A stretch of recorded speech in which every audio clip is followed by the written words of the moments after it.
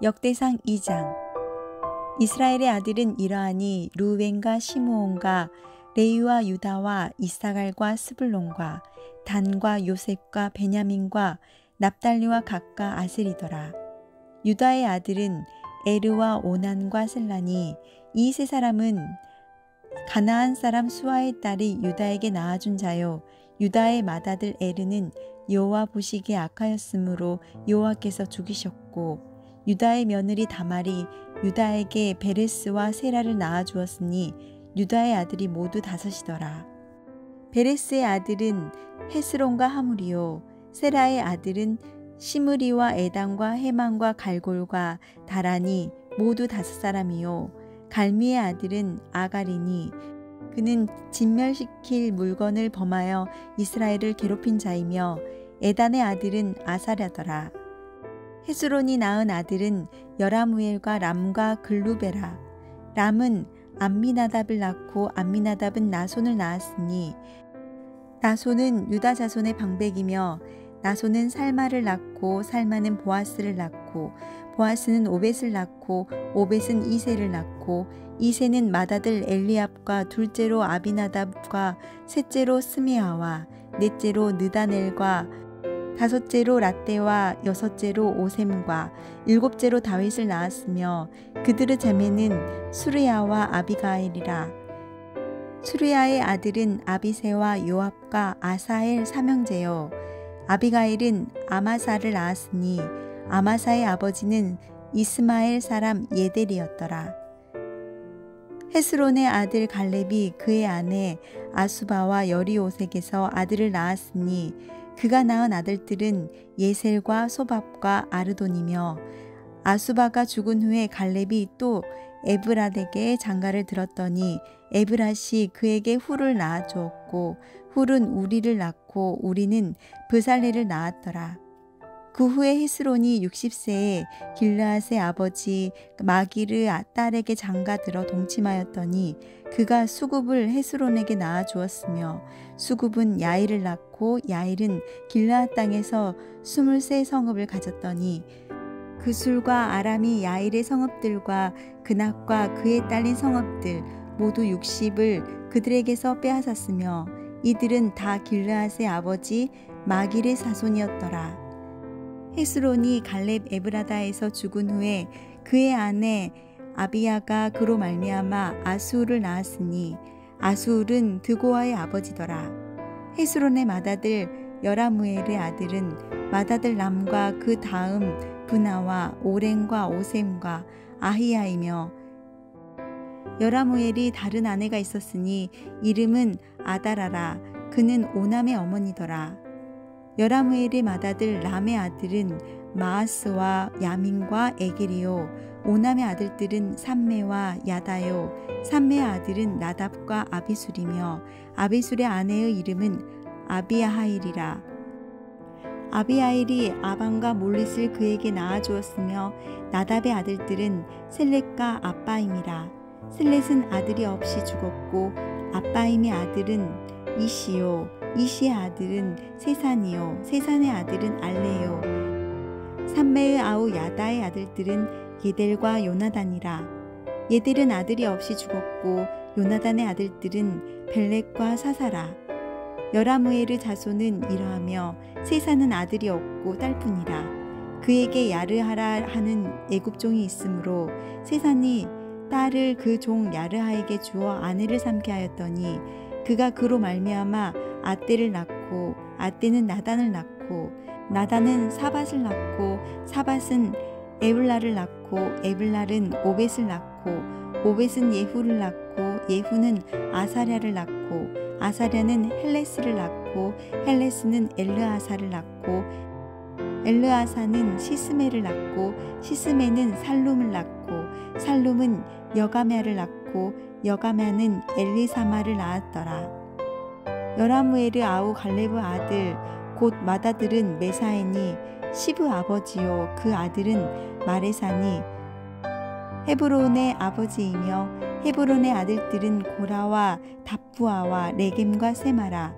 세마는 라함을 낳았으니 라함은 요르그암의 아버지이며, 레겜은 삼매를 낳았고 삼매의 아들은 마온이라. 마온은 벳술의 아버지이며 갈레스 소실 에바는 하란과 모사와 가세스를 낳고 하란은 가세스를 낳았으며 야데의 아들은 레겜과 요단과 게산과 벨렉과 에바와 사압이며 갈렙의 소실 마아가는 세벨과 디르하나를 낳았고 또 만나의 아버지 사압을 낳았고 또 막베나와 기브아의 아버지 스와를 낳았으며 갈렙의 딸은 악사더라.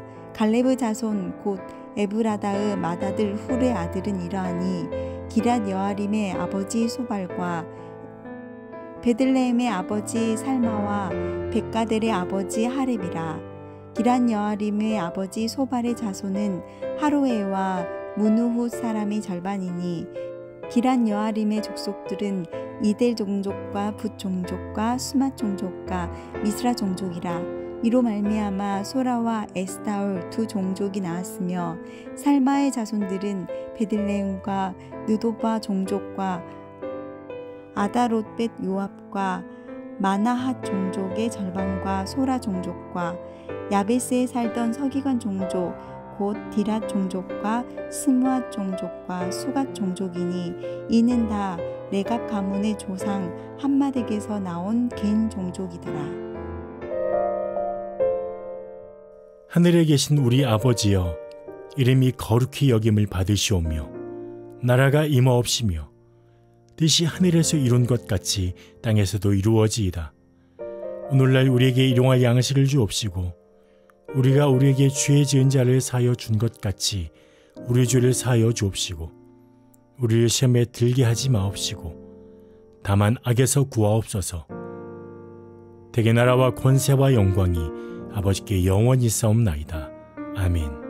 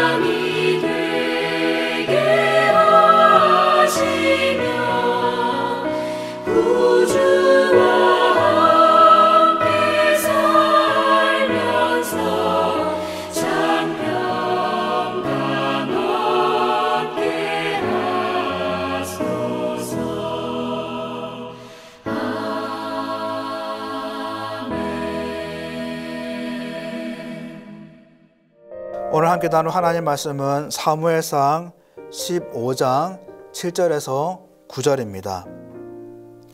사무엘상 15장 7절에서 9절입니다.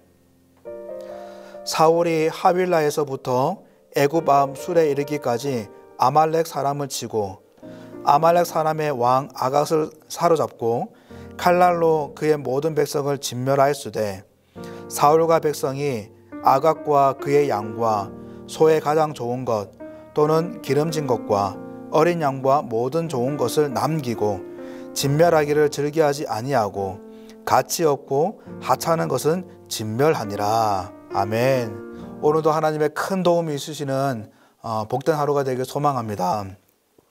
오늘 본문은 사울이 불순종하고 변명을 하는 장면입니다. 하나님께서 사울에게 아말렉을 치고 완전히 진멸하라고 하셨습니다. 그런데 사울은 이 하나님 말씀을 따르지 않고 이 가축 중에 좋은 것들을 남겨둡니다. 그리고 사무엘이 와서 뭐라고 하니까 하나님께 제사 드리기 위해서 좋은 것을 남겨두었다라고 변명을 합니다. 이런 사울의 어그러짐의 모든 시작은 이 사울의 교만함에 있습니다. 하나님보다 자신이 더 높아지길 원하는, 자기의 이름이 더 많이 알려지기 원하는 그런 교만함에 있는 것이죠.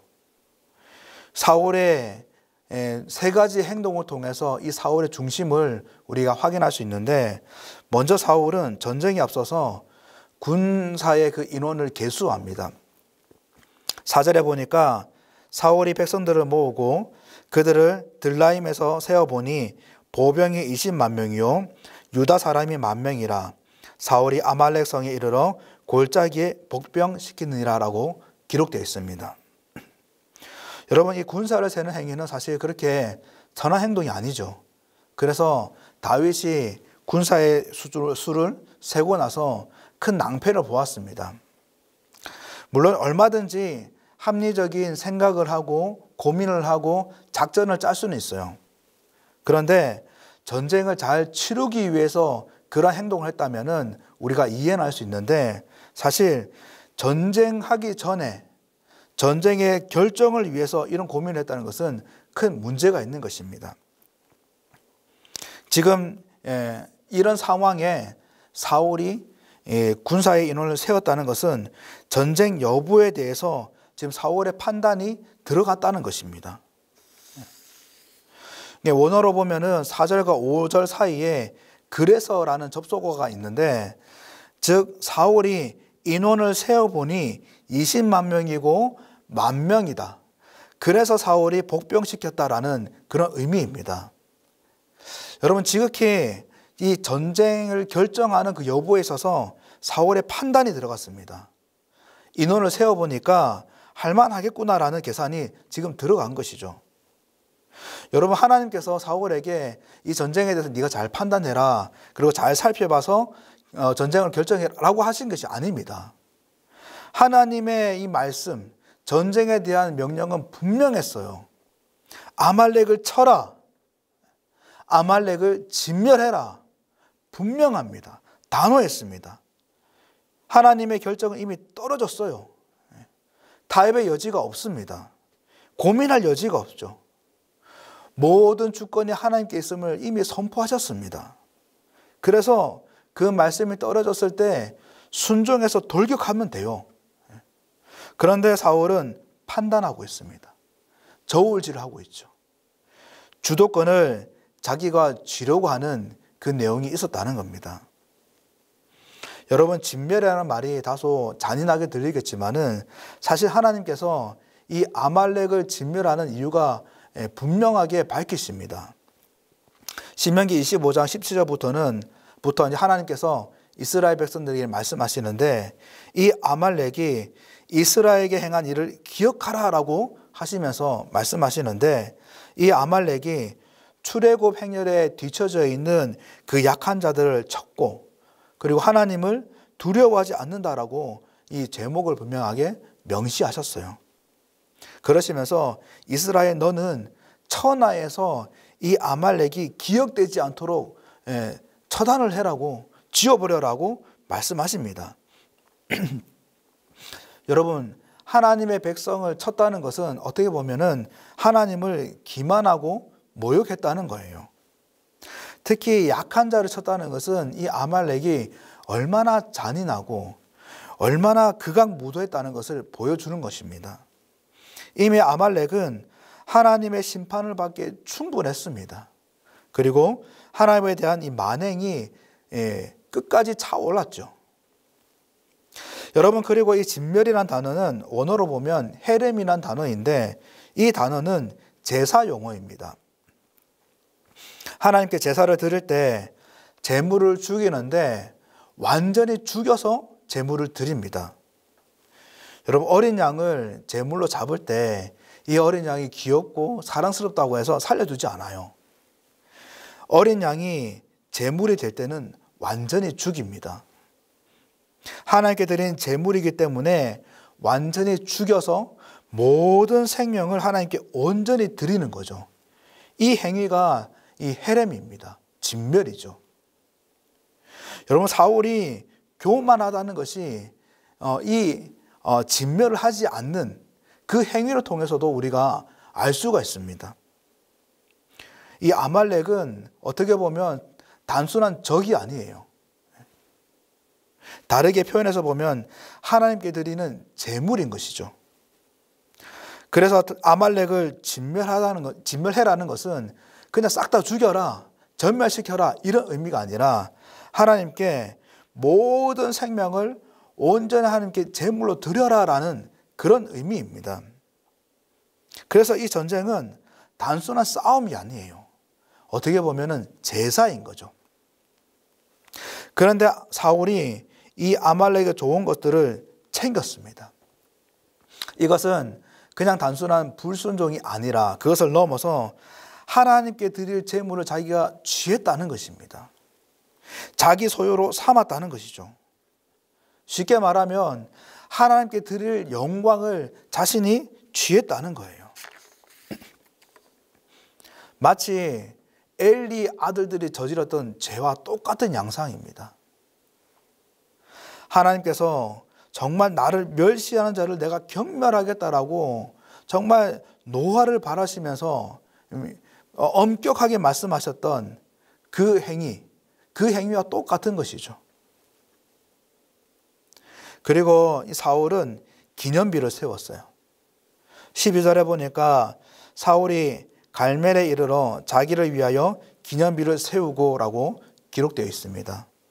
사울이 기념비를 세웠는데 누굴 위해서 세웠다고 합니까? 자기를 위해서 세웠다고 그래요. 사실 이 기념비는 왕권, 왕의 힘을 보여주는 건축물입니다. 그래서 이 기념비가 세워져 있는 이 영토, 이 장소가 왕이 통치하는 영역임을 알려주는 건축물이 기념비인 거죠. 그래서 사실은 기념비를 세우는 그 자체가 사울이 자신의 왕권을 가시하려는, 자신의 힘을 과시하려는 그런 의도가 있는 것이죠. 여러분, 잠언 16장 18절에 교만은 패망의 선봉이요 거만한 마음은 넘어짐의 앞잡임이다라고 기록이 되어 있습니다. 왜 교만이 패망의 길이고 거만함이 왜 넘어짐의 길일까요? 그것은 하나님께서 그 교만을 싫어하시기 때문이고 교만한 자를 버리시기 때문인 것이죠. 여러분, 어떻게 보면 이 아말렉과의 전쟁은 사울에게 있어서 두 번 다시 찾아오지 않은 기회입니다. 점점 나락으로 떨어지고 있는 이 사울이 다시 정신을 차리고 마음을 깨워서 하나님 앞에 다시금 온전히 세워지는, 회복이 되는 둘도 없는 그런 기회입니다. 신앙적으로도 왕의 그 모습으로도 다시 재개할 수 있는 기회인 것이죠. 이미 신명기에 말씀하신 그 하나님의 말씀을 성취해서 하나님의 이름을 높이는, 하나님께 큰 영광 돌릴 수 있는 그런 중요한 기회였어요. 그런데 사울은 이 기회를 저버립니다. 결국 하나님께서는 이 사울에 대해서 후회하십니다. 등을 돌리십니다. 사울을 대신해서 다윗이라는 인물을 세우시고 이 다윗을 통해서 하나님의 뜻을 펼쳐가십니다. 여러분, 우리가 분명하게 기억해야 될 것은 하나님의 뜻, 하나님의 일하심은 중단되지 않아요. 멈춰지지 않습니다. 만약 우리가 교만에 빠진다면은 우리를 대신해서 누군가를 세우시더라도 하나님은 그를 통해서라도 일을 행하십니다. 뜻을 펼쳐가세요. 우리가 그 하나님의 일하심의 쓰임을 못 받는다는 그런 문제가 생기는 것이죠. 여러분, 더 무서운 사실은 9절에 보니 아말렉의 이 좋은 것을 남기는 이 행위가 이 사울만 한 것이 아니라는 거예요. 9절에 보니까 사울과 백성이 아각과 그의 양과 소의 가장 좋은 것 또는 기름진 것을 남겼다라고 기록되어 있어요. 무엇을 보여주는 걸까요? 왕이라는 이 백성을 대표하는 자가 교만에 빠지니까 백성들도 덩달아서 교만에 빠지게 되는 거예요. 왕의 신앙이 곧 백성의 신앙으로 번져갔고 왕의 이 수준이 곧 백성의 수준으로 번져갔다는 겁니다. 리더의 이 불순종, 불신앙, 교만, 이 문제는 단순히 당사자에 끝나는 것이 아니라 공동체로 퍼져간다는 겁니다. 오염이 될 수 있다는 거예요. 그래서 공동체의 리더들, 부모님들, 우리 교사분들의 신앙이 얼마나 중요한지 모릅니다.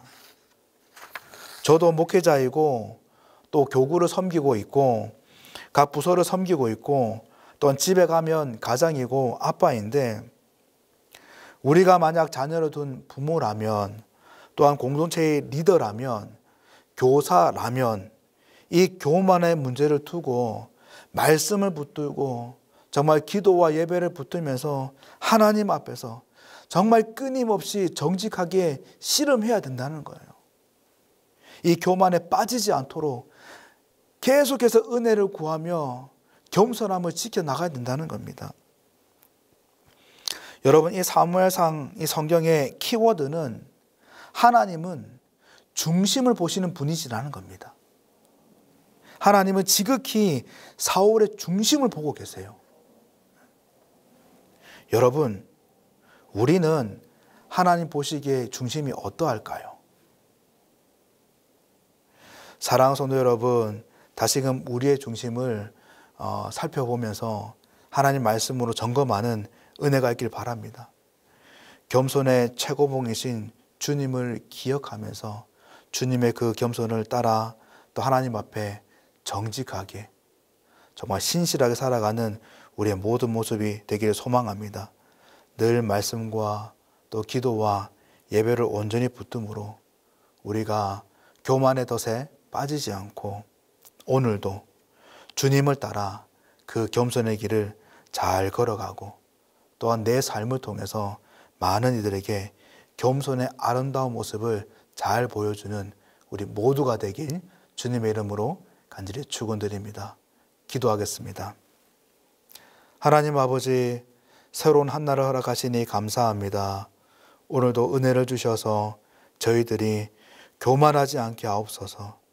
교만의 가시가 돋을 때마다 주님을 기억하게 하시고 또 말씀과 기도와 예배를 붙듦을 통해서 그 교만의 가시를 쳐내고 오늘도 하나님 앞에 온전함으로 정직함으로 살아갈 수 있도록 도와주시옵소서. 성령님 일하여 주셔서 늘 새로운 마음을 부어주시고 그 새로운 마음으로 더욱더 하나님께 감사하고 예배하는 우리가 될 수 있도록 도와주시옵소서. 오늘 있은 모든 시간과 상황 가운데에 성령의 놀라운 이끄심을 허락하여 주셔서 겸손한 자의 아름다움을 잘 나타내도록 도와주시옵소서. 이 나라와 이 민족을 불쌍히 여기시고 하나님의 큰 긍휼을 베풀어 주셔서 하나님 앞에 다시금 회복되는 민족이 되게 도와주옵소서. 이 아침에 기도하는 우리 성도님들의 마음에 하나님의 평강을 채워주시고 하나님의 그 선하심으로 갚아 주옵소서. 감사하고 예수님 이름으로 간절히 기도드립니다. 아멘.